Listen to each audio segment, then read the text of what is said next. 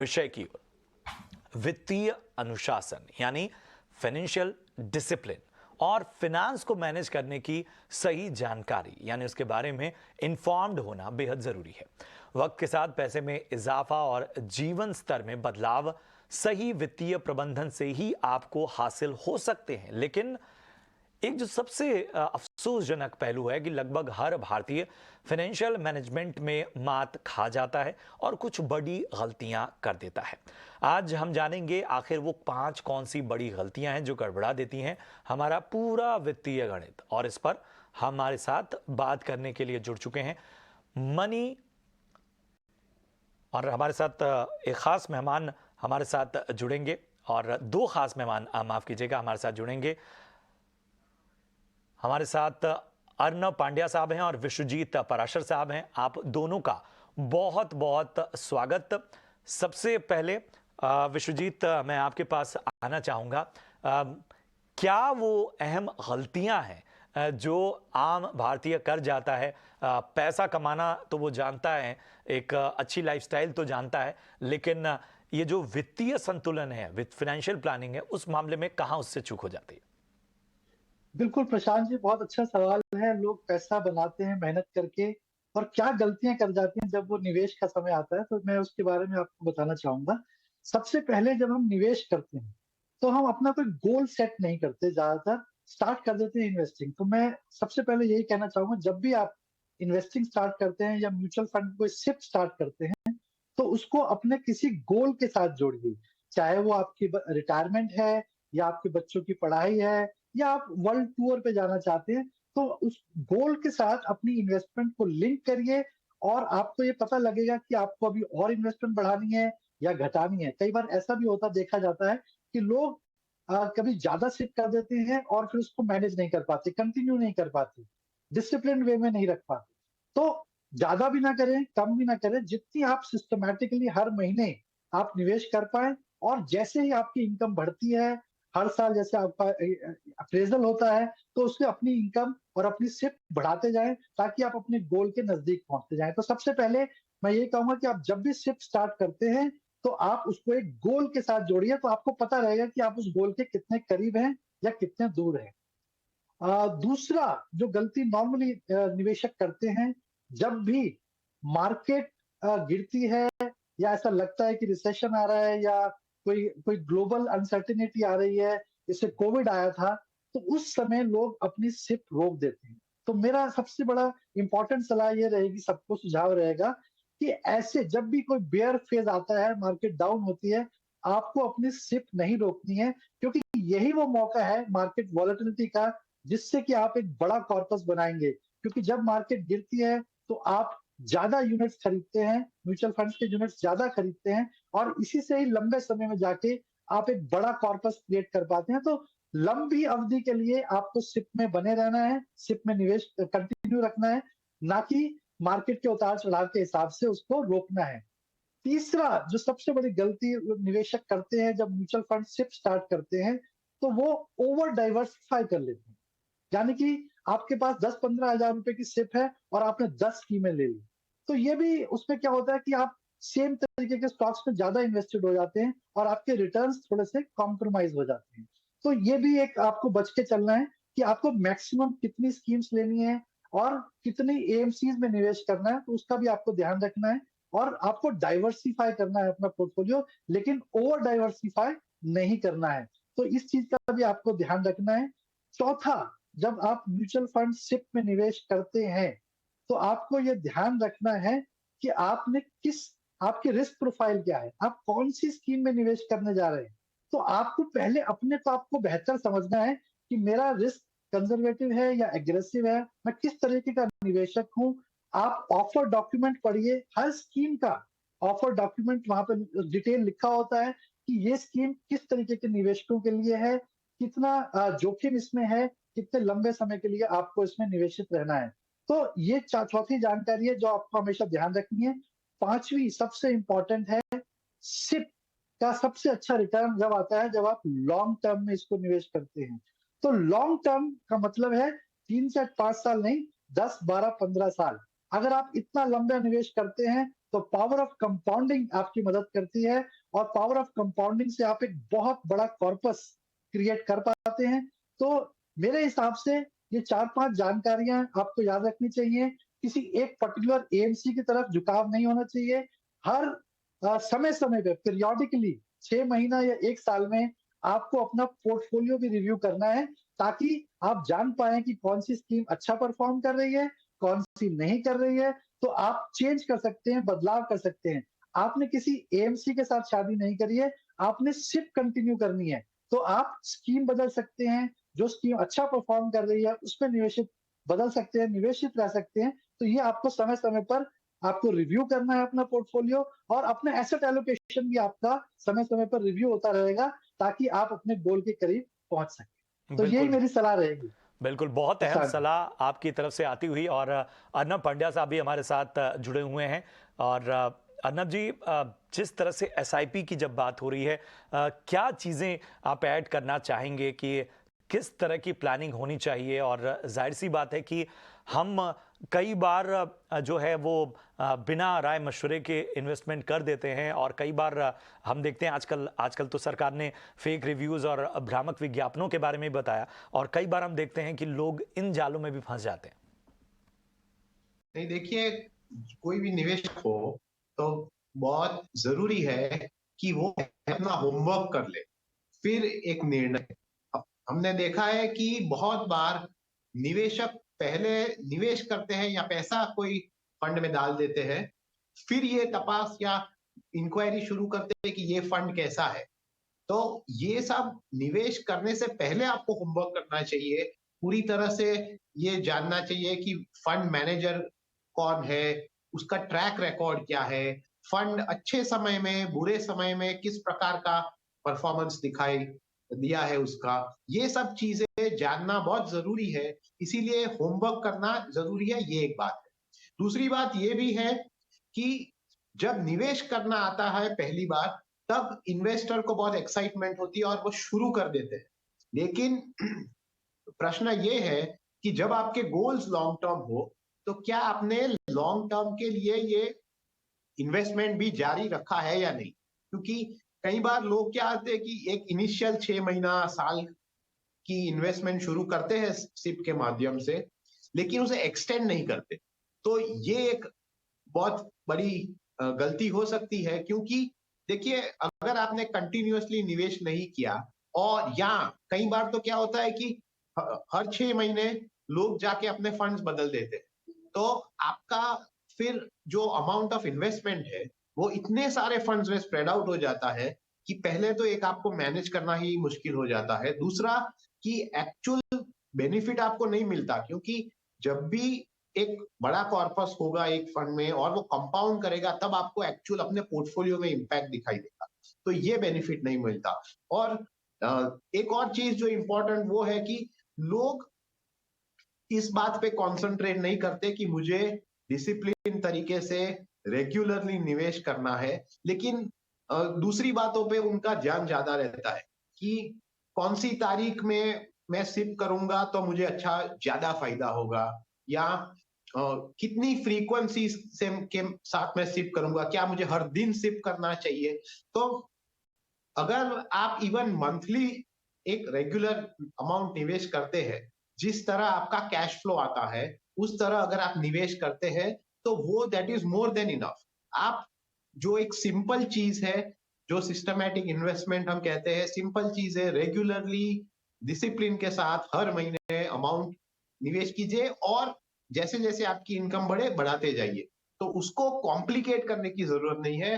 तो हमने ये देखा है कि कई इन्वेस्टर्स थोड़ा ज्यादा रिटर्न कमाने के चक्कर में इसे इतना कॉम्प्लिकेटेड कर देते हैं कि जो बेसिक बेनिफिट है वही नहीं रहता उनके लिए। तो अगर ये सब चीजें उन्होंने ध्यान में रखी है, तो फिर उनका जो निवेश है वो automatically over a period of time बढ़ते जाएगा और वेल्थ क्रिएशन का उनको बेनिफिट मिलेगा। बहुत अहम बात आपने कही कि किस तरह से कई सारे मिथ्स में लोग अपने इन्वेस्टमेंट के बारे में भी फंसे होते हैं, और उनमें आपने आपने एक बहुत अहम बात बताई कि डेट्स को लेकर, कुछ खास तारीखों को लेकर लोग कहीं ना कहीं इसके बारे में बहुत ज़्यादा इसके बारे में सोचते रहते हैं, और ये सारी चीज़ें आपको जागरूकता इसमें लानी होगी, और तब जाके आप बेहतर संतुलन बना पाएंगे। विश्वजीत जी, मैं आपके पास आना चाहूँगा, और आपसे थोड़ी देर पहले हम मंदी और जॉब कट्स को लेकर भी चर्चा कर रहे थे, और उसमें फाइनेंशियल प्लानिंग की बात कर रहे थे।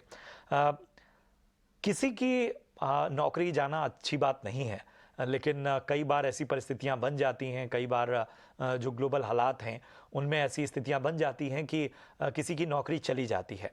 ऐसे में उस व्यक्ति को अगर हम एसआईपी के नज़रिए से देखें तो क्या करना चाहिए? अगर उसके पास 2 से 3 महीने का इमरजेंसी फंड है और वो एसआईपी कंटिन्यू कर सकता है, तो उसे किस तरह से इसमें संतुलन बिठाना चाहिए?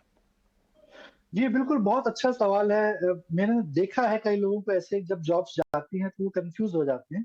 तो उसमें आपको 2 चीज़ें देखनी है कि जब भी फाइनेंशियल प्लानिंग की हम बात करते हैं, तो आपको ये माइंड स्टार्ट सोच के चलना चाहिए कि इमरजेंसी कैश मैनेजमेंट तो रखना ही है।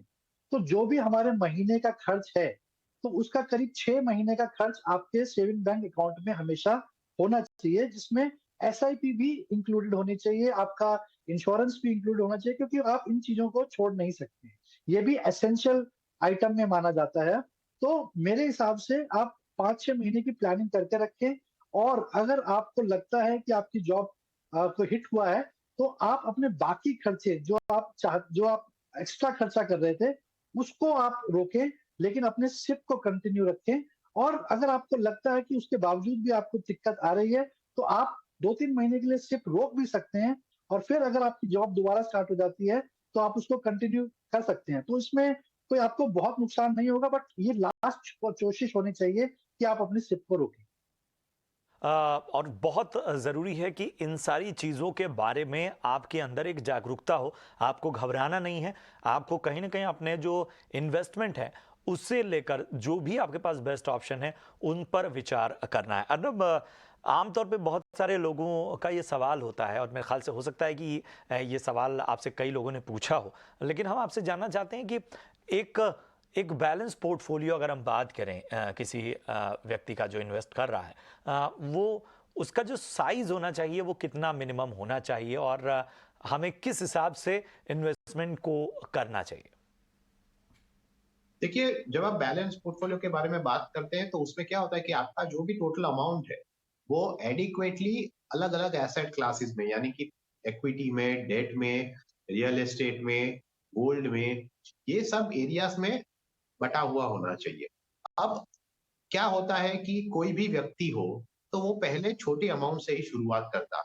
तो जब छोटे अमाउंट से जब आप शुरुआत करते हैं तब आपके पोर्टफोलियो का साइज बड़ा नहीं होगा, लेकिन जैसे जैसे समय बीतता जाता है, सालों गुजर जाते हैं, तो फिर उसमें रेगुलर इन्वेस्टमेंट के साथ आपका पोर्टफोलियो बढ़ता है। दो कारण के लिए, एक तो उसकी वैल्यू बढ़ती है, इसीलिए उसमें एप्रिसिएशन होता है। दूसरी बात यह है कि आप नया निवेश भी करते हैं, तो ये दो फैक्टर्स होकर आपका पोर्टफोलियो बढ़ता जाता है। तो ideal size of the portfolio हर एक व्यक्ति के अलग होता है, लेकिन आपके लिए क्या आइडियल है वो आपके गोल्स के मुताबिक है। लाइक फॉर एग्जांपल, अगर आपको रिटायरमेंट के लिए 10 करोड़ रुपए की जरूरत है, तो फिर धीरे धीरे आपका पोर्टफोलियो उस दिशा में जाना चाहिए ताकि आप at the end of your working life आप 10 करोड़ इकट्ठा कर सके। लेकिन अगर आपका गोल छोटा हो, शायद आपको सिर्फ 2 करोड़ की जरूरत है, तो फिर आपका पोर्टफोलियो अगर छोटा है लेकिन वो 2 करोड़ तक पहुंचेगा, तो फिर आपके लिए इनफ है। तो आप एब्सोल्यूट वैल्यू यानी कि एक्चुअल अमाउंट के माध्यम से अपने पोर्टफोलियो को मत देखिए, लेकिन कोई भी पोर्टफोलियो हो, ऐसा ना करें कि एक ही जगह पे या विद इन कोई एसेट क्लास एक ही तरह के इन्वेस्टमेंट्स में आप पैसा डालें, क्योंकि उसमें क्या होता है कि रिस्क आपका बढ़ जाता है। क्योंकि जब अच्छा चलता है तब आपको बहुत अच्छा लगेगा, पोर्टफोलियो बढ़ता जाएगा, लेकिन जब बुरा समय आता है, और हर एक एसेट क्लास में एक ऐसा डाउन साइकिल आता ही है, चाहे वो इक्विटी हो, चाहे वो डेट हो, रियल एस्टेट हो, गोल्ड हो, तो जब ये इस प्रकार का संकट का समय आएगा, तब आपको दिखेगा कि आपके पोर्टफोलियो में इंपैक्ट भी ज्यादा है। तो इससे बचने के लिए हम कहते हैं कि आप डाइवर्सिफाई कीजिए और धीरे धीरे करके रेगुलरली निवेश कीजिए। बहुत ख़ास सलाह हमारे ख़ास मेहमानों की ओर से, और हम उम्मीद यही करते हैं कि ये जो पूरी चर्चा है, इस चर्चा के निचोड़ से आपको बहुत सारी चीज़ें जो हैं वो क्लियर हुई होंगी, और भी बहुत सारे सवाल हैं। फिलहाल यहाँ छोटे से ब्रेक के लिए रुकेंगे, अपने दोनों मेहमानों को कहेंगे कि हमारे साथ बने रहें। आगे जो हैं वो दर्शकों के सवाल जवाब हैं, उनकी क्वेरीज हैं, उनको भी लेंगे और उनकी शंकाओं का समाधान करेंगे। फिलहाल रुकेंगे एक छोटे से ब्रेक के लिए।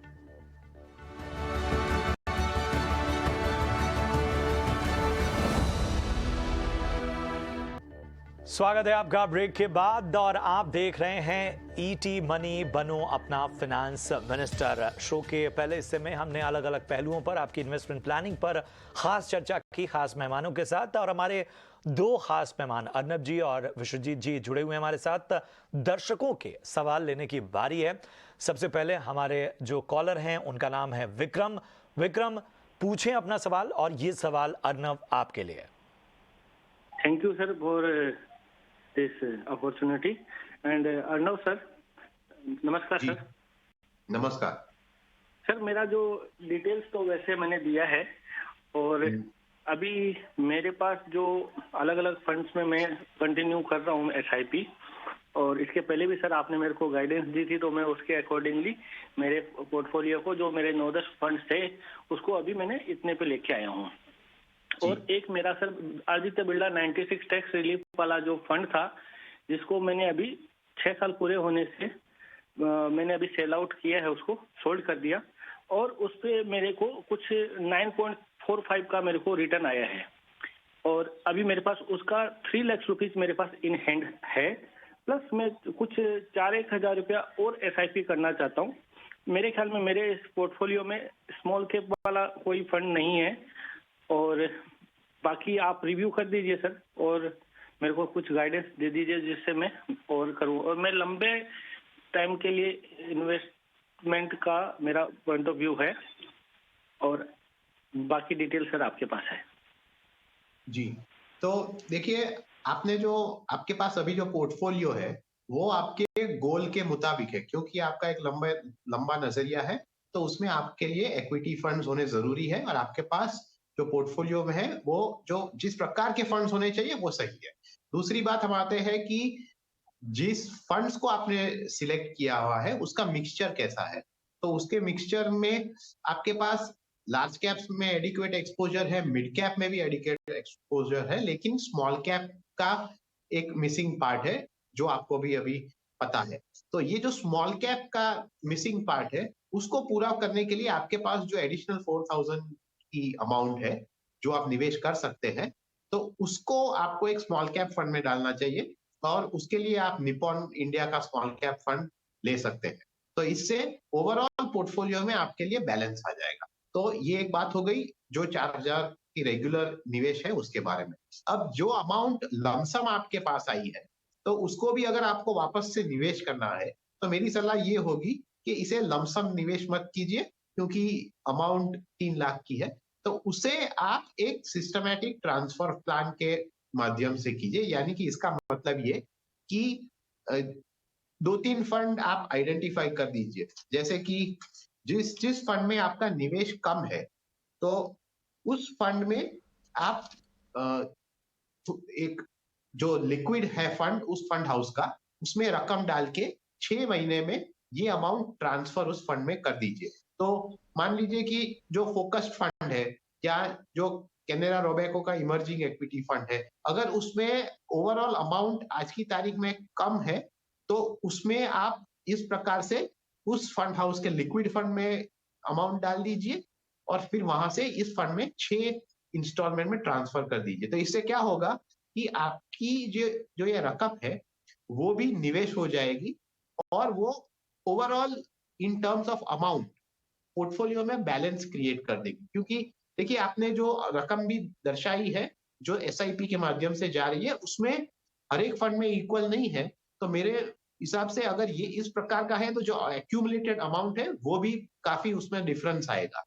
तो इसलिए ये additional amount small cap fund में, और जो एग्जिस्टिंग फंड है उसमें से ही 2-3 फंड में आप ये 3 लाख की रकम डाल दीजिए, तो फिर आपके पोर्टफोलियो में बैलेंस आ जाएगा। तो उम्मीद करते हैं विक्रम आपको आपके सभी सवालों का जवाब मिल गया होगा। एक मेरा और क्वेरी था। जी जी जी जी पूछें। सर, ये जो क्वांट फंड के बारे में मेरे को जैसे जानना था, जैसे क्वांट वाले की स्कीम है, जैसे क्वांट मिड कैप वाला हुआ, क्वांट एक्टिव फंड हो गया या उस तरीके से, तो वो फंड किस टाइप के हैं? क्योंकि उनका जो अभी जो फिलहाल के लिए जो देख रहे हैं, जैसे उनका टैक्स सेवर वाला फंड भी बहुत अच्छा जा रहा है काफी टाइम से, 5 साल का अगर मैं नजरिया पुराने का देखता हूँ, सभी उनमें आउट परफॉर्म कर रहे हैं हर कैटेगरी में वो। तो उसके बारे में अगर आप कुछ सजेस्ट कर सके सर। देखिए, इसमें दो चीज होती है कि काफी सारा समय ऐसा होता है कि जब कोई एक फंड हाउस के काफी सारे फंड्स आउट परफॉर्म करते हैं, तो ये सभी फंड हाउस के साथ हो सकता है और हुआ भी है। तो इसमें एक चीज ध्यान रखनी जरूरी है कि क्या आप ये सब राइज हो जाने के बाद अगर आप इस प्रकार के फंड में आते हैं तो फिर आपका रिस्क बढ़ जाता है, क्योंकि ऐसा नहीं है कि कोई भी fund house consistently over very long period of time out perform करे। तो सभी फंड हाउस हो, उसके अच्छे समय आता है जब उनके जो स्टॉक पिक्स है वो चलते हैं, लेकिन काफी समय ऐसा भी आता है जब वो जो उनके होल्डिंग्स है उसमें इस जो एक्सपेक्टेशन है उस प्रकार से राइज नहीं आता। तो मेरे हिसाब से दूसरी चीज ये है कि आपको फंड की साइज भी देखनी चाहिए। कई सारे फंड जो है वो काफी छोटे होते हैं, तो उसमें इम्पैक्ट भी ज्यादा आता है। तो मेरे हिसाब से ये सही है कि इस फंड हाउस के काफी सारे स्कीम से बहुत अच्छा परफॉर्म किया है, लेकिन अगर आपको अपने ओवरऑल पोर्टफोलियो में अच्छे फंड्स को शामिल करके उनको लॉन्गर टर्म के लिए होल्ड करना है, तो जिस प्रकार का एक्सपोजर आपने अलग अलग बड़े बड़े फंड हाउस में लिया है, मेरे हिसाब से वो एक अच्छा अप्रोच है, दैट इज अ बेटर। बिल्कुल, तो विक्रम आपको आपके तमाम सवालों का जवाब मिल गया होगा ऐसा उम्मीद करते हैं। और अगले जो हमारे कॉलर हैं उनकी ओर बढ़ते हैं। इनका नाम है अनिल कुमार शर्मा और अनिल का सवाल विश्वजीत जी आपके लिए। अनिल पूछें अपना सवाल। जी नमस्कार सर। जी पूछें अपना सवाल। सर जी नमस्कार सर। सर मुझे एक बात, मेरे 3 प्रश्न हैं। मेरी एक EMI है 30 लाख रुपए के लोन के लिए, लगभग 35,000 की, और मेरे 5 म्यूचुअल फंड है सारे SBI के, जिसमें 5,000 रुपए की SBI का स्मॉल कैप, 5,000 रुपए का फ्लेक्सी कैप है और 1,000 रुपए के अलग से है। अब मैं आपसे, मेरे प्रश्न ये है कि मुझे 10,000 रुपए की एक एडिशनल इनकम प्राप्त हो रही है, तो मैं उसको EMI में लगाऊं या म्यूचुअल फंड खरीदूं उसके?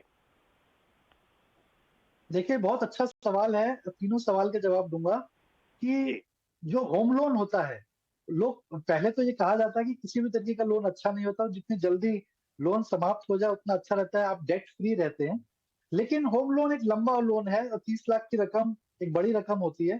तो मेरे हिसाब से, और होम लोन का एक और भी फायदा होता है कि उसमें कुछ टैक्स के भी एडवांटेज मिलते हैं। आपको टैक्स ब्रेक भी मिलता है अगर आप होम लोन की किस्त जमा करते रहते हैं। तो आपके पास मेरी सलाह से ये रहेगा कि आप दोनों ही विकल्पों को ट्राई करें। जब भी आपको लगता है कोई अच्छा बोनस या कोई अच्छी लमसम पैसा आपको कहीं से मिलता है, तो आप उसका लोन रिपेमेंट में लगाएं।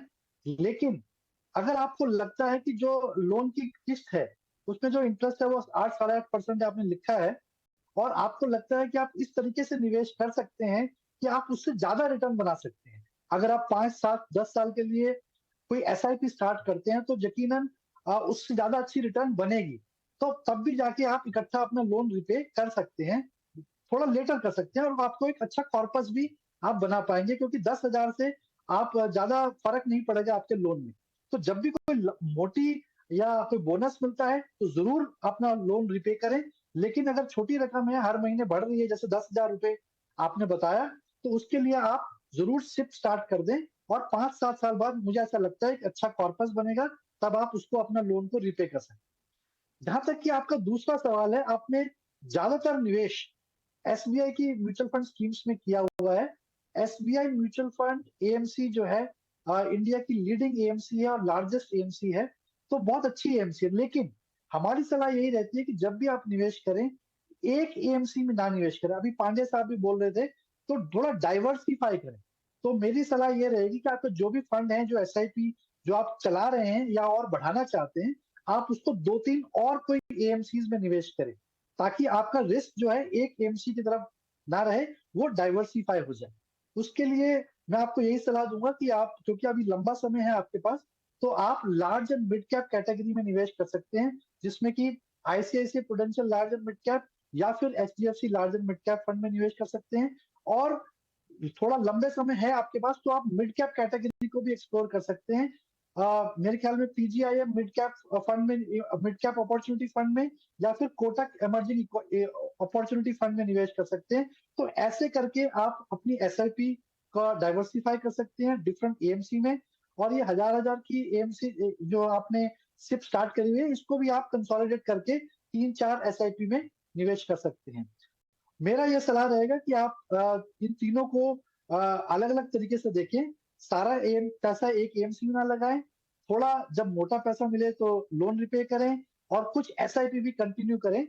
और जैसा कि आपने एक गोल और बताया था कि आप 1 करोड़ रुपया चाहते हैं रिटायरमेंट में, जिसमें अभी समय है, उसके लिए करीब-करीब आपको 45,000 की सिप स्टार्ट करनी पड़ेगी। तो मेरे हिसाब से आपका कुछ पर्पस बन भी गया होगा ऑलरेडी, तो आपको इतने की सिप शायद जरूरत ना पड़े। बट अंदाजा के लिए आपको अगर 1 करोड़ रुपया चाहते हैं, तो आपको 45,000 की सिप चाहिए। आपका ऑलरेडी कॉर्पस है, तो थोड़ी कम की आवश्यकता पड़ेगी, तो वो थोड़ा सा जांचना पड़ेगा। बट मेरे हिसाब से आप ऐसे करके निवेश करेंगे, तो आप अपने गोल्स भी अचीव कर पाएंगे और अपना रिस्क भी थोड़ा डाइवर्सिफाई कर पाएंगे। बिल्कुल। अच्छा। अनिल, आपका कोई और सवाल? जी, मैं सर एक चीज और जानना चाह रहा था कि अगर मुझे कोई सिप स्टार्ट करनी है तो मैं उसको कैसे करूं? क्योंकि जी, मैं बिल्कुल तो आप- इस फील्ड में बिल्कुल नया इन्वेस्टर हूँ। मेरे सारे परंपरागत है, जैसे पोस्ट ऑफिस की आरडी, एलआईसी की वो। तो अब मैं थोड़ा इस और स्टार्ट वो किया हुआ, तो थोड़ा सा मुझे आप इसमें गाइड करें। जी, बिल्कुल शर्मा जी, आप सबसे पहले मेरे हिसाब से आप एक फाइनेंशियल एडवाइजर की सलाह लें। आपने शायद ये भी पूछा है कि डीमैट अकाउंट चाहिए। इसमें demat mutual fund SIP start करने के लिए आपको डीमैट नहीं चाहिए। आपकी ऑलरेडी 2-3 सिप्स चल रही हैं, तो मेरा मानना है कि आपने केवाईसी ऑलरेडी करा रखा है। तो केवल आपको बस एक म्यूचुअल फंड एडवाइजर के पास जाना है, फाइनेंशियल प्लानर के पास जाना है। वो आपकी बड़े आसानी से आपकी सिप स्टार्ट कर देगा, और उसमें ज़्यादा छोटी-मोटी फॉर्मेलिटीज़ चाहिए होती हैं, जो कि आप आसानी से कर पाएँगे। तो इसमें बहुत ज्यादा कॉम्प्लिकेशंस नहीं है शर्मा। आराम से आप अपने नियरेस्ट सलाहकार से संपर्क। बिल्कुल। उम्मीद है अनिल कि आपको आपके तमाम शंकाओं का समाधान हो गया होगा। अगले कॉलर की ओर बढ़ते हैं। अगले कॉलर हैं राकेश सिंह, और इनका सवाल अर्नब आपके लिए है। Sir good evening sir.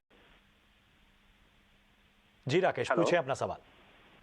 Sir actually मेरा क्या सवाल है, मैंने 4 एसआईपी इसी साल से स्टार्ट किया है, जिसमें एसआईपी का डिटेल्स मैंने बताया। Canara UCO flexi cup fund है, जिसमें मैंने 5,000 का निवेश किया है। फिर Nippon India small cap fund है, जिसमें 5,000 का निवेश किया है। फिर मेरा पराग पारिक है फ्लेक्सी कप फंड, उसमें 5,000। And Mirae SS MSD blue chip fund है, जिसमें मैंने 2,500 का निवेश किया है।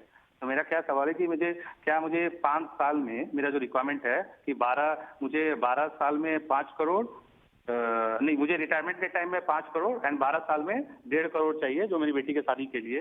तो क्या मैं इस एसआईपी से जो निवेश किया हूं, उससे मैं अपना गोल अचीव कर पाऊंगा कि नहीं, और मेरा जो एसआईपी सिलेक्शन है वो सही है कि नहीं, मुझे ये जानना था सर। जी, पहले हम देख लेते हैं कि आपको कितनी रकम निवेश करनी होगी अगर आपको अपने 2 गोल्स के लिए पहुंचना है।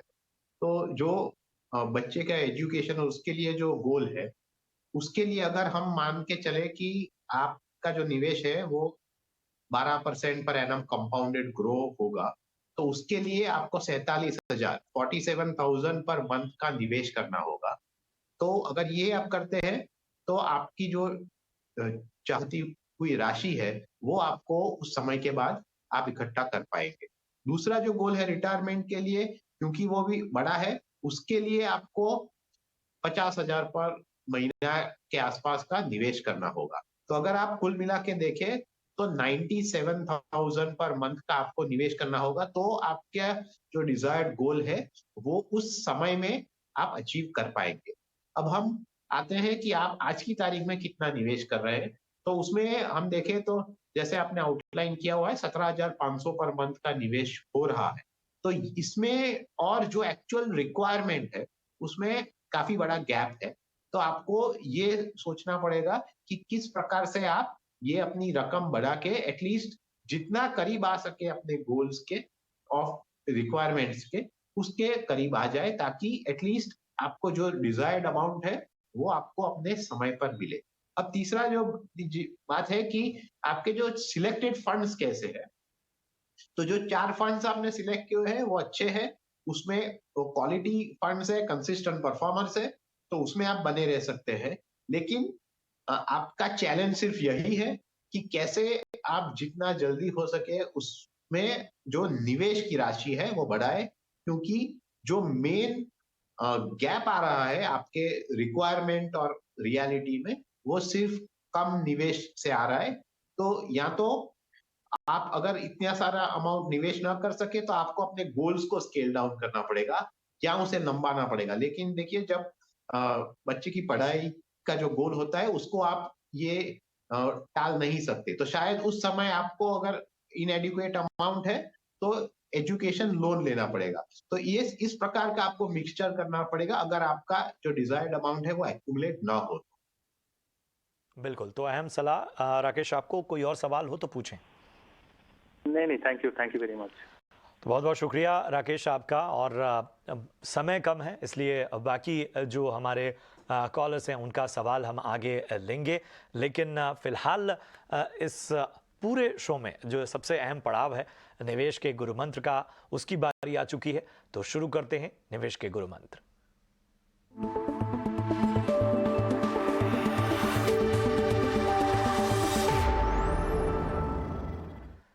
तो विश्वजीत सर, सबसे पहले आपका निवेश का गुरु मंत्र क्या होगा? जी बिल्कुल प्रशांत जी, मैं ये कहना चाहूंगा कि वॉरेन बफेट की एक कोट है, don't try to be smarter than the rest but try to be more discipline than the rest. तो क्योंकि हम म्यूचुअल फंड की बात कर रहे हैं, मैंने एक रिसर्च देखी थी कि अगर 1999 से लेकर 2022 तक किसी ने निवेश किया हुआ है तो उसकी रिटर्न करीब 13% की थी। लेकिन अगर कोई बेस्ट 10 दिन मिस कर देता है तो उसकी रिटर्न केवल 10% रह जाती है। और अगर कोई इस पीरियड के दौरान 20 दिन बेस्ट जो थे मार्केट के वो मिस कर देता है तो केवल 8% की रिटर्न रह जाती है। तो मेरी ये सलाह रहेगी, गुरु मंत्र यही है कि जितने लंबे समय तक आप निवेशित रहें, मार्केट को टाइमिंग करने की कोशिश ना करें।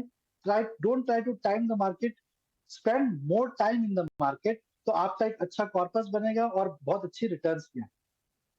तो बाजार को जो है उसमें जो कहते हैं ना, वो थोड़ा धैर्य बनाए रखने की जो सलाह है वो आती हुई निवेश के गुरु मंत्र में विश्वजीत जी की ओर से। और अर्नब सर, आपके निवेश के गुरु मंत्र क्या है? जी, आप जब भी अपना प्लानिंग करें, अपने गोल्स को निर्धारित करें, तो जब आप लक्ष्य निर्धारित करते हैं तो उसको आप रियलिस्टिक रखिए। और रियलिस्टिक का मतलब ये नहीं कि कम रखिए या एक्स अमाउंट से ज्यादा नहीं होना चाहिए, लेकिन रियलिस्टिक आपके कंडीशंस के मुताबिक होना चाहिए।